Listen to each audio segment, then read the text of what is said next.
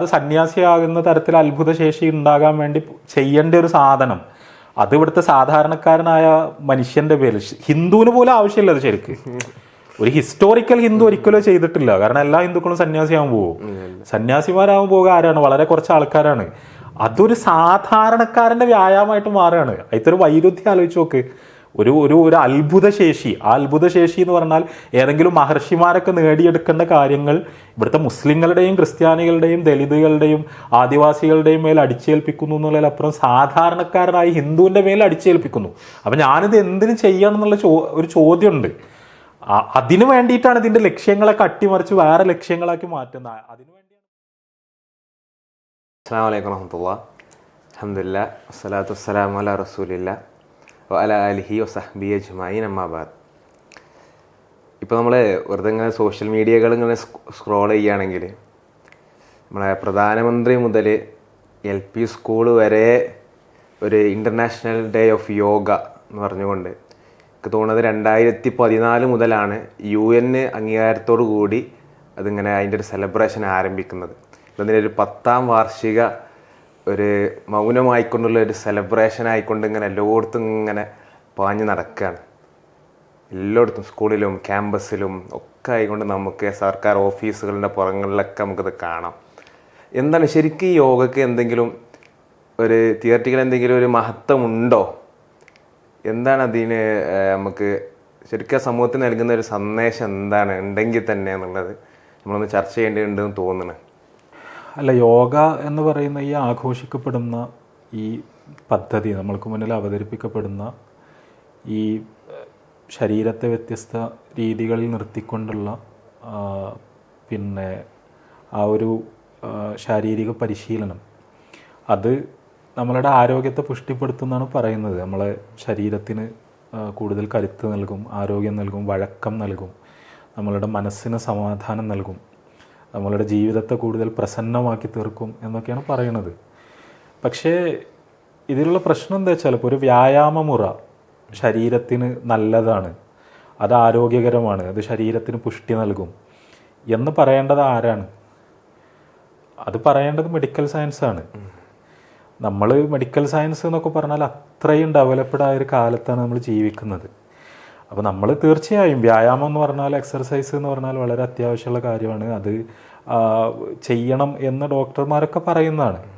പക്ഷേ ആ വ്യായാമം ഇന്നതാണ്, അത് ഇങ്ങനെ കുറേ യോഗാസനങ്ങളാണ്, ഇന്ന പോസ്റ്ററുകളാണ്, ആ പോസ്റ്ററുകളിൽ ബോഡിയെ നിർത്തലാണ്, അല്ലെങ്കിൽ ശ്വസനത്തിൻ്റെ ഈ തരത്തിലുള്ളൊരു നിയന്ത്രണമാണ്, അങ്ങനെ ചെയ്യുന്നത് നിങ്ങളുടെ ശരീരത്തിന് നല്ലതാണ് എന്ന് പറയുന്നത് ഈ യോഗയുടെ വക്താക്കൾ പറയുന്നത് ഏതെങ്കിലും സയൻറ്റിഫിക് റീസെർച്ചിൻ്റെ അടിസ്ഥാനത്തിലല്ല.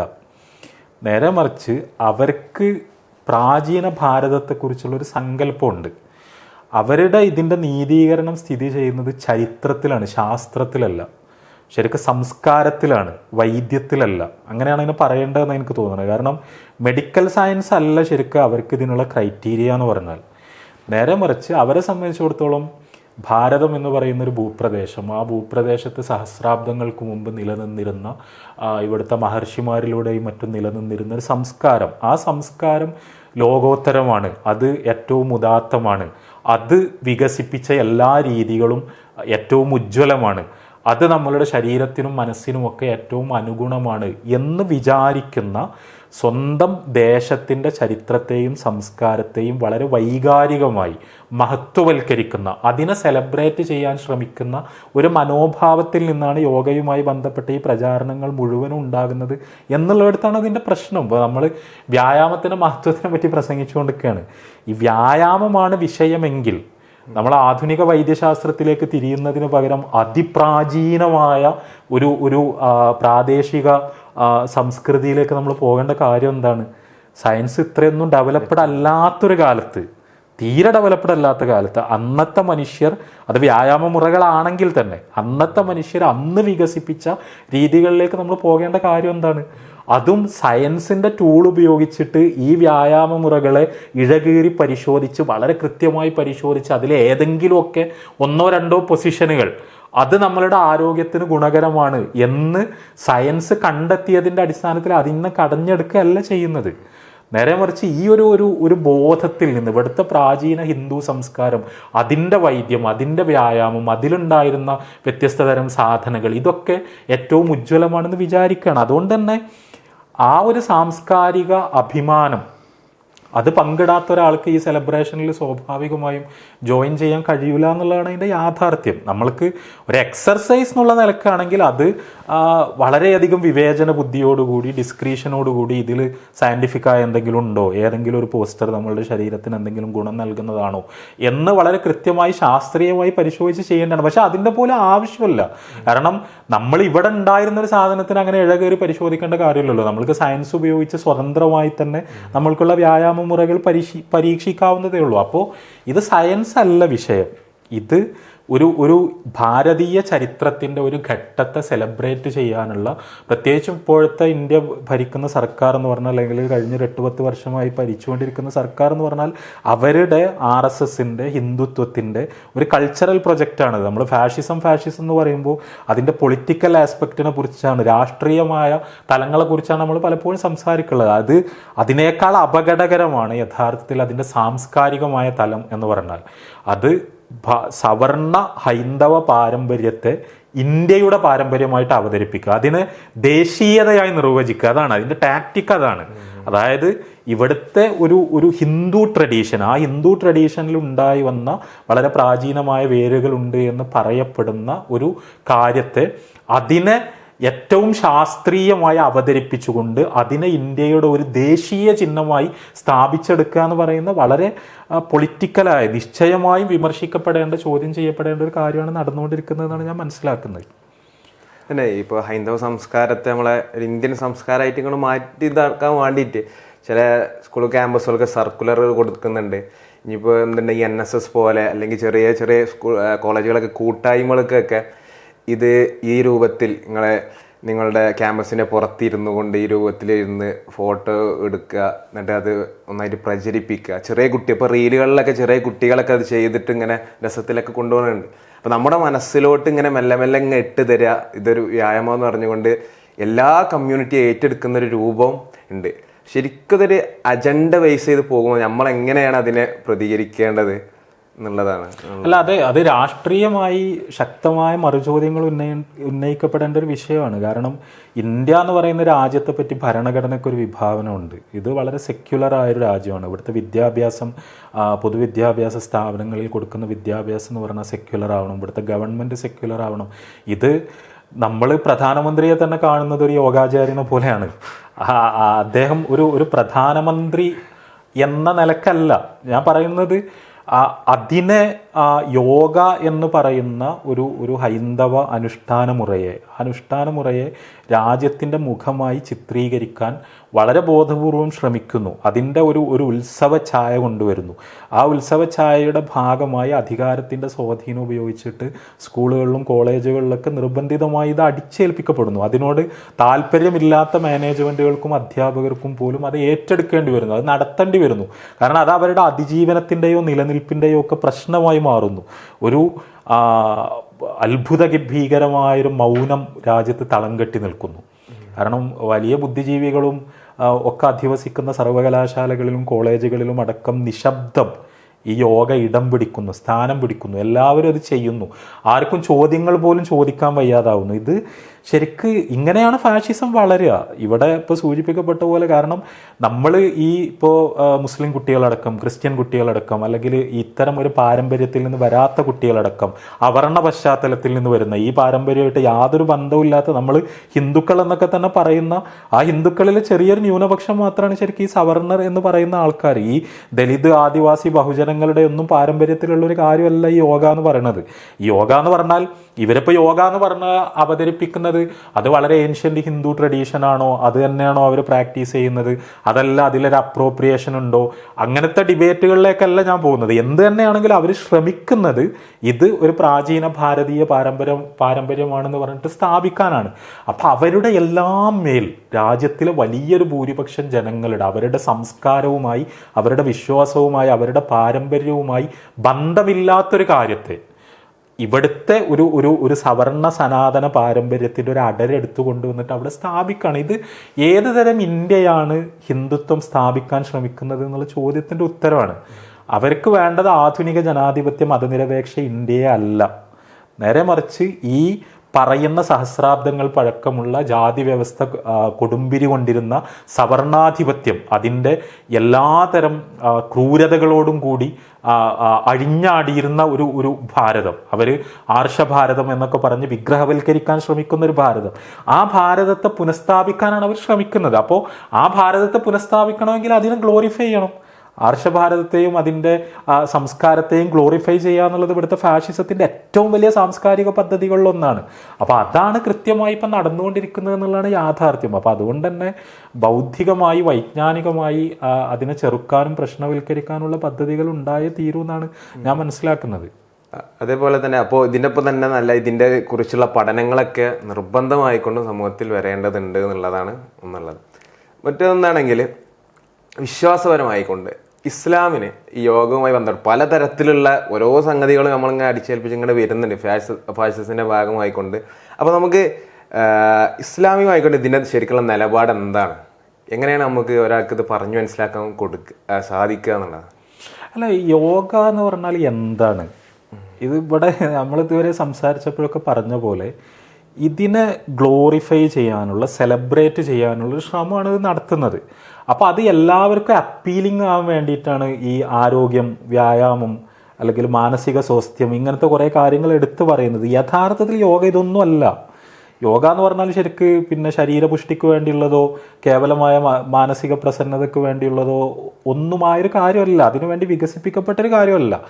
യോഗ എന്ന് പറഞ്ഞാൽ അതിൻ്റെ വിശ്വാസപരമായ അടരുകൾ എന്ന് പറഞ്ഞാൽ ഒന്ന് അദ്വൈതം അതിൻ്റെ ഒരു തലമാണ്. ഇപ്പം ധ്യാനം, മെഡിറ്റേഷൻ, സമാധാനം കിട്ടുന്നത് എങ്ങനെയാണ്, ശരീരത്തിന് സ്വസ്ഥത കിട്ടുന്നത് എങ്ങനെയാണ്, അത് മെഡിറ്റേഷനിലൂടെയാണ്, ധ്യാനത്തിലൂടെയാണ്, അല്ലെങ്കിൽ ശ്വാസത്തിൻ്റെ നിയന്ത്രണത്തിലൂടെയാണ്. ശ്വാസമാണ് ശരിക്കും നമ്മളുടെ ശാരീരികവും മാനസികവുമായ സ്വാസ്ഥ്യത്തിൻ്റെ മർമ്മം.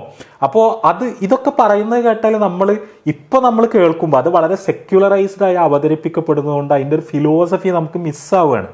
ശരിക്ക് നമ്മളുടെ ശ്വാസത്തിൽ ദൈവസാന്നിധ്യമുണ്ട്. ഈ പ്രാണൻ എന്ന് പറയുന്നത് ദൈവമാണ്, അത് ദൈവത്തിൻ്റെ ആത്മാവാണ്, അവിടെയാണ് ദൈവം. നമ്മൾ ശ്വസന നിയന്ത്രണം പരിശീലിക്കുക എന്ന് പറഞ്ഞാൽ നമ്മളിലുള്ള ദൈവാംശത്തെ നമ്മൾ കണ്ടെടുക്കുകയാണ്, അതിനെ നമ്മൾ ആസ്വദിക്കുകയാണ് എന്ന് പറയുന്ന വളരെ അദ്വൈതപരമായ ഒരു തലം ഇതിനുണ്ട്.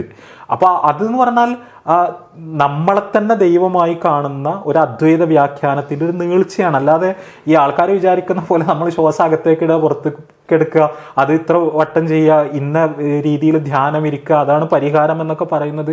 ഈ വാക്കുകൾക്കൊക്കെ വേറെ കുറേ മുഴക്കങ്ങളുണ്ട്. അത് ഒരു പാരമ്പര്യത്തിൽ നിന്ന് വരുന്നതാണ്. അതിന് പലപ്പോഴും മനസ്സിലാക്കപ്പെടാതെ പോകുന്ന അർത്ഥങ്ങളുണ്ട്.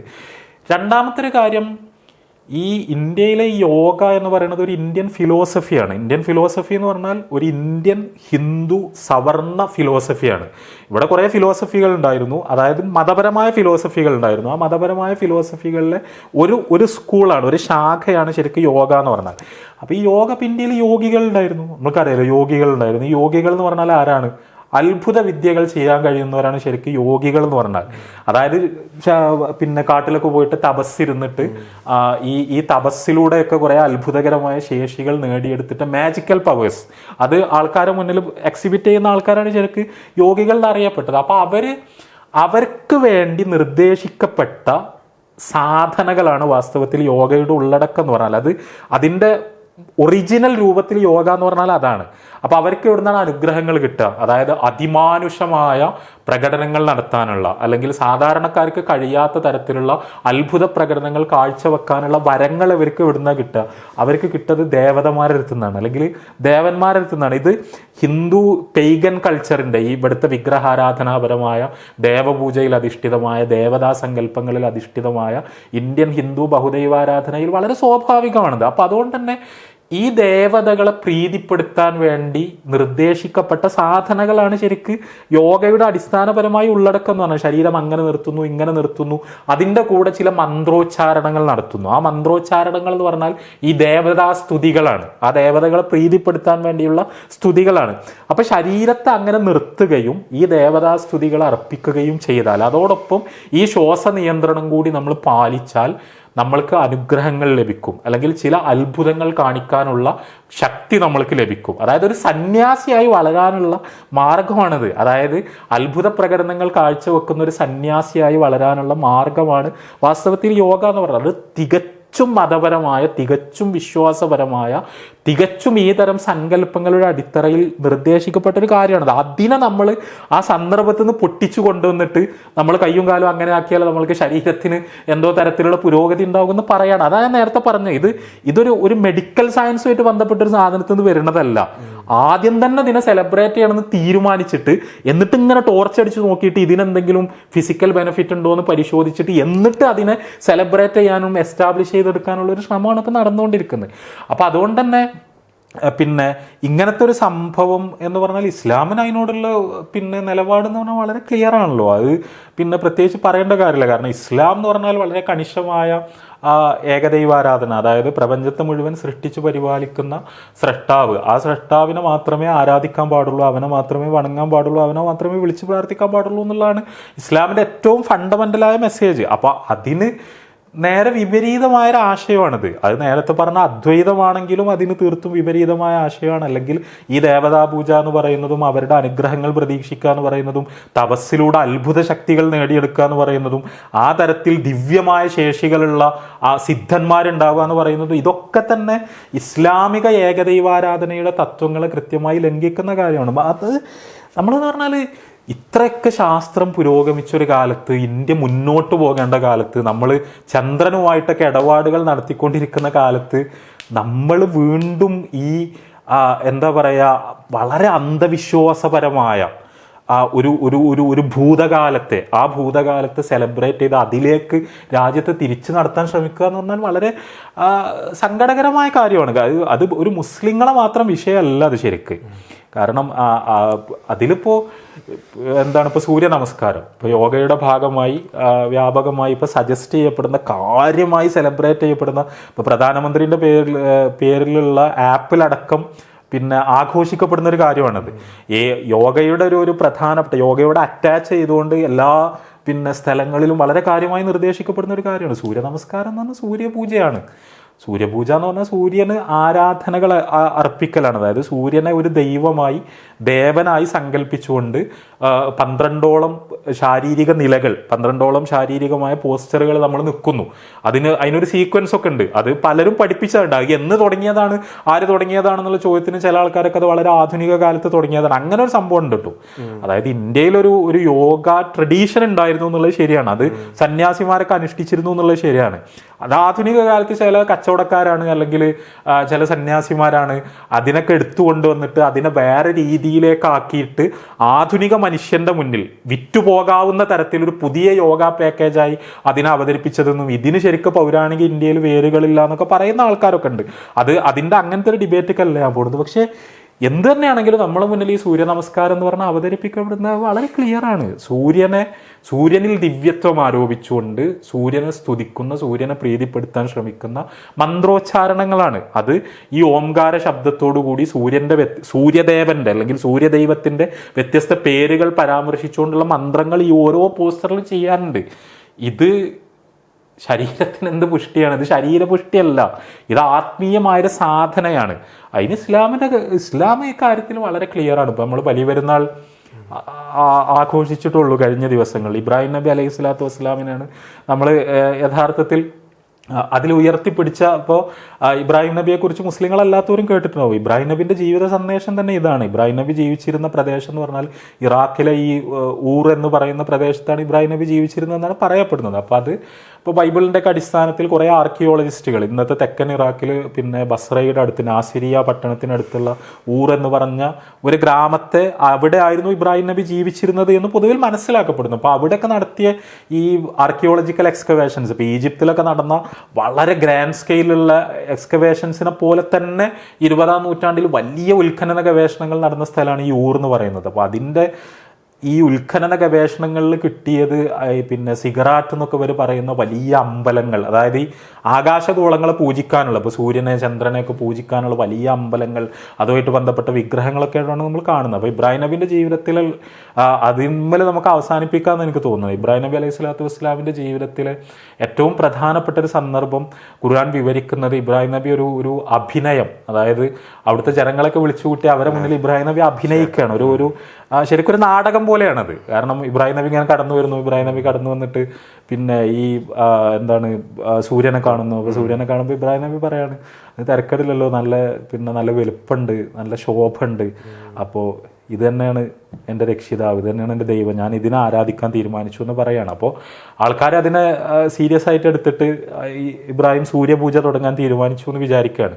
പക്ഷേ സൂര്യൻ അസ്തമിച്ചപ്പോൾ ഇബ്രാഹിം നബി പറയാണ്, ഇതെന്താണ് ഈ അസ്തമിച്ചു പോകണനൊക്കെ പിടിച്ച് പടച്ചോനാക്കാൻ പറ്റുമോ, ഞാൻ സൂര്യനെ ആരാധിക്കാനില്ല എന്ന് പറഞ്ഞ് അപ്പോൾ പിന്നെ ഈ നക്ഷത്രങ്ങൾ ഉദിക്കുന്നു. അപ്പോൾ നക്ഷത്രങ്ങൾ ഉദിച്ചപ്പോൾ ഇത് നക്ഷത്രങ്ങളാണ് കൂടുതൽ ഭംഗിയുള്ളത്, അതിനാണ് കൂടുതൽ ഓജസ്സും തേജസ്സും ഉള്ളത്, അപ്പം ഇനി നക്ഷത്രങ്ങളാണ് എൻ്റെ ദൈവം എന്ന് ഇബ്രാഹിം നബി പറയാണ്. അപ്പോൾ ആൾക്കാർ അങ്ങനെയാണെങ്കിൽ സൂര്യനേക്കാൾ നല്ലത് നക്ഷത്രങ്ങളായിരിക്കും എന്ന് വിചാരിക്കുന്നു. അപ്പോൾ നക്ഷത്രങ്ങൾ അസ്തമിച്ചു ഇതും അസ്തമിച്ചു. അപ്പോൾ ചന്ദ്രൻ വന്നപ്പോൾ ചന്ദ്രന് നല്ല വലുപ്പമുണ്ട്, അപ്പോൾ ഇത് തന്നെ ആയിക്കോട്ടെ എന്ന് പറയുന്നു. അപ്പോൾ ചന്ദ്രനും അസ്തമിക്കുന്നു. അപ്പോൾ ഇബ്രാഹിം നബി ഇതൊക്കെ അസ്തമിച്ചു പോകുന്നതാണ്, ഇതൊന്നും അല്ല എൻ്റെ വടച്ചോൻ എന്ന് പറഞ്ഞിട്ട് ഇബ്രാഹിം നബി പറയുന്ന വാചകങ്ങൾ സൂറത്തുൽ അൻആമിൽ ഖുർആൻ ഉദ്ധരിക്കുന്നുണ്ട്. ഇന്നി വജ്ജഹ്തു വജ്ഹിയ ലില്ലദീ ഫത്തറസ് സമാവാതി വൽ അർള ഹനീഫൻ വമാ അന മിനൽ മുശ്രിക്കീൻ. നമ്മൾ ആ വാചകങ്ങൾ ശരിക്കും നമസ്കാരത്തിലെ പ്രാരംഭ പ്രാർത്ഥനയിൽ നമ്മൾ ആവർത്തിക്കുന്നുണ്ട്. ഇതാണ് ഇസ്ലാമിൻ്റെ മൗലികമായ സന്ദേശം. ഇന്നി വജ്ജഹ്തു വജ്ഹിയ ലില്ലദീ ഫത്തറസ് സമാവാതി വൽ അർള, ഞാൻ എൻ്റെ മുഖത്തെ ആരാധനകൾക്ക് വേണ്ടി തിരിക്കുന്നത് ആകാശഭൂമികളെ സൃഷ്ടിച്ചവൻ ആരാണോ അവനിലേക്ക് മാത്രമാണ്. ഹനീഫൻ, ഋജുമാനസ്കനായിക്കൊണ്ട്, നിഷ്കളങ്കനായിക്കൊണ്ട്, വമാ അനമിനൽ മുശ്രിക്കീൻ, ഞാൻ ബഹുദൈവാരാധകരിൽ പെട്ടവനല്ല, വിഗ്രഹാരാധകരിൽ പെട്ടവനല്ല, സൂര്യപൂജകരിൽ പെട്ടവനല്ല, ചന്ദ്രപൂജകരിൽ പെട്ടവനല്ല, അവയെ ഒന്നും ഞാൻ ആരാധിക്കുന്നില്ല, പൂജിക്കുന്നില്ല, വണങ്ങുന്നില്ല. ഇത് വളരെ സിമ്പിളായൊരു മെസ്സേജാണ്. നമ്മൾ ഈ സൂര്യനെ കാണുന്നത്, ഈ സൂര്യ നമസ്കാരത്തിനൊക്കെ ഗ്ലോറിഫൈ ചെയ്യാൻ വേണ്ടി, സെലിബ്രേറ്റ് ചെയ്യാൻ വേണ്ടി ഓരോരുത്തർ എഴുതിയ ലേഖനങ്ങളൊക്കെ നമ്മൾ വായിച്ചു നോക്കിയാൽ മതി. സൂര്യൻ്റെ മഹത്വം, സൂര്യനിൽ നിന്നാണ് നമ്മൾക്ക് ഊർജം കിട്ടുന്നത്, സൂര്യൻ്റെ സൗന്ദര്യം, സൂര്യൻ ഉദിക്കുമ്പോഴാണ് ദിവസം തുടങ്ങുന്നത്, ഒക്കെ ശരിയായിരിക്കും. പക്ഷെ അത് സൂര്യൻ മാത്രമല്ല, ഈ പ്രപഞ്ചം മുഴുവൻ അത്ഭുതങ്ങളാണ്, ഈ പ്രകൃതി മുഴുവൻ അത്ഭുതങ്ങളാണ്. അവക്കൊക്കെ പ്രകൃതിയിൽ അവയുടേതായ തരത്തിലുള്ള റോളുകൾ നിർവഹിക്കാനുണ്ട്. അതിൻ്റെയൊക്കെ സംവിധാനങ്ങൾ, അത് നമ്മളുടെ ജീവിതത്തിൽ നിൽക്കുന്ന സ്വാധീനമൊക്കെ ഉണ്ട്. പക്ഷേ ഇബ്രാഹിം നബി പറഞ്ഞ പോലെ അത് കുറച്ച് കഴിഞ്ഞാൽ അസ്തമിക്കും. നമ്മളതിൻ്റെ ഒരു ശോഭ കാണും, പക്ഷേ കുറേ കൂടി സൂക്ഷിച്ചു നോക്കിയാൽ അതിൻ്റെ പരിമിതികളും കാണും. കാരണം അതൊക്കെ സൃഷ്ടികളാണ്, അവയെ ഒന്നും ആരാധിക്കാൻ പാടില്ല. അവയൊക്കെ സൃഷ്ടിച്ച പ്രപഞ്ച പരിപാലകനായ അള്ളാഹുവിനെ മാത്രമാണ് നിങ്ങൾ ആരാധിക്കേണ്ടത് എന്നുള്ളതാണ് ഇസ്ലാമിൻ്റെ മൗലികമായ സന്ദേശം എന്ന് പറയുന്നത്. അപ്പോൾ അതുകൊണ്ട് തന്നെ ഇസ്ലാമിന് ഈ വിഷയത്തിലുള്ള വീക്ഷണം എന്താണെന്നുള്ള കാര്യം വളരെ ക്ലിയറാണ്. അപ്പോൾ ഇസ്ലാം പഠിപ്പിച്ച നമസ്കാരം എന്ന് പറഞ്ഞാൽ പ്രപഞ്ച സൃഷ്ടാവിന് മാത്രമുള്ള നമസ്കാരമാണ്, അല്ലാതെ സൂര്യ നമസ്കാരമല്ല. അപ്പോൾ അത് യോഗയെ വളരെ സെക്യുലറൈസ് ചെയ്ത് അതിത്തെ ഏതെങ്കിലും ഒരു പ്രത്യേക യോഗാസനത്തെ, ശരീരത്തെ ഒരു പ്രത്യേക തരത്തിൽ നിർത്തുന്നതിനെ, അത് ശരീരത്തിന് എന്തോ ഗുണം ഉണ്ടാകുമെന്ന് വിചാരിച്ചിട്ട് ആരെങ്കിലും ഒരാൾ ചെയ്താൽ അതിൻ്റെ കർമ്മശാസ്ത്രപരമായ വിധിനെ പറ്റിയല്ല ഞാൻ പറയുന്നത്. പക്ഷേ ആ ഒരു പാക്കേജിനോട്, ആ ഒരു പദ്ധതിയോട് ഇസ്ലാമിൻ്റെ നിലപാട് എന്ന് പറഞ്ഞാൽ വളരെ കൃത്യമാണ്. ഒരു മുസ്ലിമിനെ സംബന്ധിച്ചിടത്തോളം ഒരിക്കലും ഇത് വിശ്വാസപരമായിക്കൊണ്ട് ഒരിക്കലും നമുക്കതിനെ അംഗീകരിക്കാൻ കഴിയാത്തതാണെന്ന് നമുക്ക് മനസ്സിലായി. അതിൻ്റെ വേറൊരു സൈഡ് എന്ന് പറയുമ്പോൾ ചിലർ പറയും ഇതൊരു ശാരീരികമായിട്ടുള്ള വ്യായാമത്തിനപ്പുറം വെറുതെ ഒരു മനസമാധാനത്തിന് വേണ്ടി മാത്രമാണ് ഞങ്ങളിത് ചെയ്യുന്നത്, അല്ല അതിൻ്റെ അപ്പുറം ഒന്നുമില്ല എന്നുള്ളത്. ശരിക്കും ഒരു മുസ്ലിമിനെ സംബന്ധിച്ചിടത്തോളം മനസമാധാനം കിട്ടാൻ ശരിക്കും എന്താണ് ചെയ്യുന്നത് വളരെ കൃത്യമായിക്കൊണ്ട് പറയുന്നുണ്ട്. എന്താണ് ശരിക്ക് ചെയ്യേണ്ടതുണ്ടെന്നും കൂടി നമ്മളിതിൻ്റെ അവസാനത്തിൽ ചർച്ച ചെയ്യേണ്ടതുണ്ടെന്ന് തോന്നുന്നു. അല്ല, നമ്മൾ ഈ ഗ്ലോബൽ ക്യാപിറ്റലിസം ഇത്രയൊക്കെ മുന്നോട്ട് പോയ കാലത്ത് മാർക്കറ്റിൽ വാങ്ങാൻ കിട്ടാത്ത ഒരേ ഒരു സാധനമാണ് ഈ മനസ്സമാധാനം എന്ന് പറയുന്നത്. അതുകൊണ്ട് തന്നെ അത് കൊടുക്കുക എന്ന് പറഞ്ഞാൽ ആൾക്കാരൊക്കെ വരും, അവിടെ ക്യൂ നിൽക്കും. അതാണ് ഇതിന്റെ വിഷയം. പക്ഷെ അത് കച്ചവടം തന്നെയാണ്, അത് വീണ്ടും ക്യാപിറ്റലിസ്റ്റ് യുക്തിയാണ്. ഈ യോഗ പ്രചാരകർ മുഴുവൻ മനുഷ്യരുടെ ഈ അസമാധാനത്തിലെയാണ് ഇട്ട് പിടിക്കുന്നത്. അതുകൊണ്ടാണ്, കാരണം അതല്ലേ ഈ യോഗ എന്ന് പറഞ്ഞാൽ ഈ അല്ലാതെ സന്യാസിയാകുന്ന തരത്തിൽ അത്ഭുത ശേഷി ഉണ്ടാകാൻ വേണ്ടി ചെയ്യേണ്ട ഒരു സാധനം, അത് ഇവിടുത്തെ സാധാരണക്കാരനായ മനുഷ്യന്റെ പേരിൽ ഹിന്ദുവിന് പോലും ആവശ്യമില്ല. അത് ശരിക്ക് ഒരു ഹിസ്റ്റോറിക്കൽ ഹിന്ദു ഒരിക്കലും ചെയ്തിട്ടില്ല. കാരണം എല്ലാ ഹിന്ദുക്കളും സന്യാസിയാവാൻ പോകും. സന്യാസിമാരാവാൻ പോകുക ആരാണ്? വളരെ കുറച്ച് ആൾക്കാരാണ്. അതൊരു സാധാരണക്കാരന്റെ വ്യായാമമായിട്ട് മാറുകയാണ്. അതിലൊരു വൈരുദ്ധ്യം ആലോചിച്ച് നോക്ക്. ഒരു അത്ഭുത ശേഷി, ആ അത്ഭുത ശേഷി എന്ന് പറഞ്ഞാൽ ഏതെങ്കിലും മഹർഷിമാരൊക്കെ നേടിയെടുക്കേണ്ട കാര്യങ്ങൾ ഇവിടുത്തെ മുസ്ലിങ്ങളുടെയും ക്രിസ്ത്യാനികളുടെയും ദലിതുകളുടെയും ആദിവാസികളുടെയും മേൽ അടിച്ചേൽപ്പിക്കുന്നു എന്നുള്ളതിലപ്പുറം സാധാരണക്കാരനായി ഹിന്ദുവിൻ്റെ മേൽ അടിച്ചേൽപ്പിക്കുന്നു. അപ്പം ഞാനിത് എന്തിനു ചെയ്യണം എന്നുള്ള ഒരു ചോദ്യമുണ്ട്. അതിനു വേണ്ടിയിട്ടാണ് ഇതിൻ്റെ ലക്ഷ്യങ്ങളൊക്കെ അട്ടിമറിച്ച് വേറെ ലക്ഷ്യങ്ങളാക്കി മാറ്റുന്നത്. അതിനു വേണ്ടിയാണ് ഇപ്പോൾ ഈ തരത്തിൽ മനസ്സമാധാനം എന്ന് പറഞ്ഞാൽ ആരും വീണു പോകുന്നൊരു ചൂണ്ടയാണ്. അപ്പം അത് എന്തൊക്കെ തരം കൺകെട്ടുകളാണ് നമ്മുടെ നാട്ടിൽ. മനസ്സമാധാനം എന്ന് പറഞ്ഞാൽ, മനസ്സമാധാനം കിട്ടുമെന്ന് പറഞ്ഞാൽ ചിലവാകാത്ത ഒന്നും നമ്മുടെ നാട്ടിലില്ല. അത്രത്തോളം ആൾക്കാർ അതിൽ. അപ്പം അത് ശരിക്കും വളരെ സങ്കടകരമായൊരു കാര്യമാണ്. മനസ്സമാധാനം ഇങ്ങനത്തെ ചെറിയ കുറുക്കു വഴികൾ കൊണ്ട് അങ്ങനത്തെ മുട്ടുശാന്തി കിട്ടാവുന്ന ഒരു പ്രശ്നമല്ലത്. നമ്മൾ പ്രത്യേകിച്ച് മനസ്സമാധാനം കിട്ടാൻ ഒരുപാട് വളരെ വിശദമായി നമ്മൾ സംസാരിക്കേണ്ട വിഷയമാണ്, അങ്ങോട്ട് പോകുകയല്ല. പക്ഷേ നമ്മൾക്കൊരു സ്പിരിച്വൽ എന്താ പറയുക, ഒരു സൊളൈസ് ഉണ്ടല്ലോ. നമ്മൾ ഈ പറയുന്ന തരത്തിൽ ഒരു ആത്മീയമായ ഒരു സ്വച്ഛത, ഒരു സമാധാനം, ഒരു സംതൃപ്തി എന്ന് പറയുന്ന ഒരു കാര്യം ഇതിൽ നിന്നൊന്നും കിട്ടൂല. ഖുർആൻ പറയുന്നുണ്ട്, അലാ ബിദിക്രില്ലാഹി തത്മഇന്നുൽ ഖുലൂബ്. നമ്മൾ ഈ പ്രപഞ്ചത്തെ സൃഷ്ടിച്ച് പരിപാലിക്കുന്ന സ്രഷ്ടാവിനെ കുറിച്ചുള്ള, അള്ളാഹുവിനെ കുറിച്ചുള്ള സ്മരണ കൊണ്ടല്ലാതെ നിങ്ങൾക്കൊരിക്കലും സമാധാനം കിട്ടൂല എന്നാണ് ഖുർആൻ പറയുന്നത്. അത് നമ്മൾ സൂര്യനെ ധ്യാനിച്ചാൽ കിട്ടുന്ന ഒരു കാര്യമല്ല, അല്ലെങ്കിൽ നമ്മളുടെ ശ്വാസത്തിനെന്തോ അത്ഭുതം ഉണ്ടെന്ന് വിചാരിച്ചാൽ കിട്ടുന്ന കാര്യമല്ല. ഈ യോഗ എന്ന് പറയുന്ന സാധനത്തിന് ഇങ്ങനെയൊക്കെ ഗ്ലോറിഫൈ ചെയ്യാൻ ശ്രമിച്ച സമയത്ത് ഇവിടുത്തെ ഹിന്ദുക്കളായി അറിയപ്പെട്ട സാമൂഹിക പരിഷ്കർത്താക്കൾ വരെ ശരിക്കും അതിനെ അന്ന് പരിഹസിച്ചാണ്. ഇപ്പം നാരായണ ഗുരുവാണ് കേരളത്തിൽ എനിക്ക് തോന്നുന്നത് ഈ യോഗ ഇങ്ങനെ കടന്നു വന്ന സമയത്ത് അതിനെ ഏറ്റവും മൂർത്ത പരിഹാസം അതിനെതിരെ ഉന്നയിച്ചത് ശരിക്കും അദ്ദേഹമാണ്. കാരണം ആ ഒരു വ്യാപാര യുക്തി അദ്ദേഹത്തിന് വളരെ കൃത്യമായിരുന്നു. അത് ആൾക്കാരെ പറ്റിക്കുന്ന ഒരു ഏർപ്പാടാണ് എന്നുള്ള അദ്ദേഹത്തിന് അത് വളരെ കൃത്യമായി ധാരണയുള്ള വിഷയമായിരുന്നു. പക്ഷെ നമ്മൾ നിർഭാഗ്യവശാൽ പിന്നിലേക്കാണ് നമ്മൾ നടക്കുന്നത്, നമ്മൾ മുന്നിലേക്കല്ല കേരളീയ സമൂഹം അടക്കം പോയിക്കൊണ്ടിരിക്കുന്നത്. അപ്പോൾ അവിടെ ഇസ്ലാമികമായൊരു വീക്ഷണം എന്ന് പറഞ്ഞാൽ നമ്മൾ ഈ പറയുന്ന ഒരു സ്പിരിച്വാലിറ്റി എന്ന് പറഞ്ഞാൽ പ്രപഞ്ച സ്രഷ്ടാവിനെ പറ്റിയുള്ളൊരു ബോധത്തിൽ നിന്ന് മാത്രമേ ഉണ്ടാവുള്ളൂ. ആ പ്രപഞ്ച സ്രഷ്ടാവിനോടുള്ളൊരു കണക്ഷൻ എന്ന് മാത്രമേ ഉണ്ടാവുള്ളൂ. ആ ഒരു കണക്ഷന് വേണ്ടിയിട്ടാണ് ശരിക്കും നമസ്കാരം എന്ന് പറയുന്ന ആരാധന മുസ്ലിങ്ങൾക്ക് റസൂലുള്ളാഹി സ്വല്ലല്ലാഹു അലൈഹി വസല്ലം പഠിപ്പിച്ചിട്ടുള്ളത്. ഞാനൊരു മതപരമായ വീക്ഷണകോണിലൂടെ പറഞ്ഞാൽ ശരിക്കും 5 സമയം നമസ്കരിക്കുന്ന ഒരു മുസ്ലിം, അപ്പോൾ ഇത് നമ്മൾ വേറെ രീതിയിൽ ആലോചിച്ച് നോക്കും. ഈ നിസ്കാരത്തിലെ ഏതെങ്കിലും ഒരു പൊസിഷൻ അത് ശരീരത്തിന് നല്ല ഗുണമുണ്ട് എന്ന് പറഞ്ഞ ഒരാൾ മാർക്കറ്റ് ചെയ്യാൻ ഇറങ്ങിയിട്ട് ആൾക്കാരെ മുഴുവൻ അത് പഠിപ്പിച്ചാൽ എങ്ങനെ ഉണ്ടാവും? അതേപോലത്തെ ഒരു പരിപാടിയാണ് ഈ നടക്കുന്നത് ഇവിടെ എന്ന് പറഞ്ഞാൽ.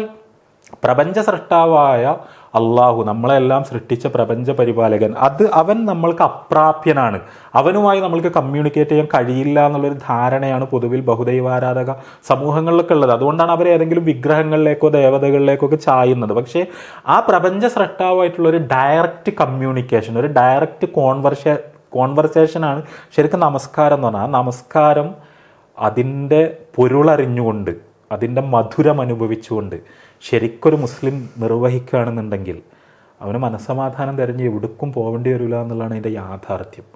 റസൂലുള്ളാഹി സ്വല്ലല്ലാഹു അലൈഹി വസല്ലം എന്തെങ്കിലും മാനസിക പ്രയാസം ഉണ്ടായാൽ റസൂലുള്ളാഹി സ്വല്ലല്ലാഹു അലൈഹി വസല്ലം പറയരുത്, ഞാനൊരു 2 റക്അത്ത് നിസ്കരിച്ച് വരട്ടെ, റാഹത്ത് കിട്ടാൻ. അതാണ് നബി നടത്തിയ പ്രയോഗം, എനിക്കൊരു ആശ്വാസം കിട്ടാൻ.